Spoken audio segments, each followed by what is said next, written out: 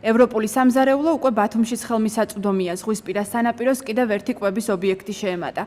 ბერძნული რესტორანი აკროპოლისი დღეიდან სელიმ ხიმშიაშვილის 11 ნომერში მისულ მომხმარებელს განახლებულდა მყუდრო გარემოში, ქართული, ევროპული და ბერძნული სამზარეულოს მრავალფეროვანი ასორტიმენტის დაგემოვნების საშუალებას აძლევს.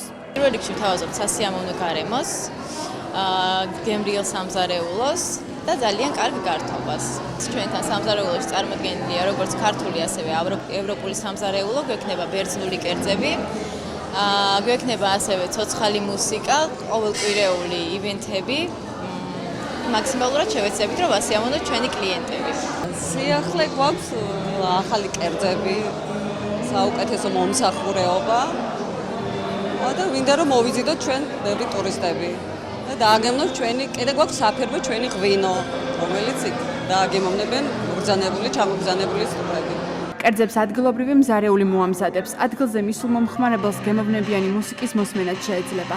სტუმრებს რესტორანი ყოველდღე დილის 10 საათიდან უმასპინძლებს. ცოცხალი მუსიკის მოსმენა აქ ღამის 12 საათამდე იქნება შესაძლებელი. სტუმრების განწყობაზე ღამით ქართველი დიჯეი იზრუნებს.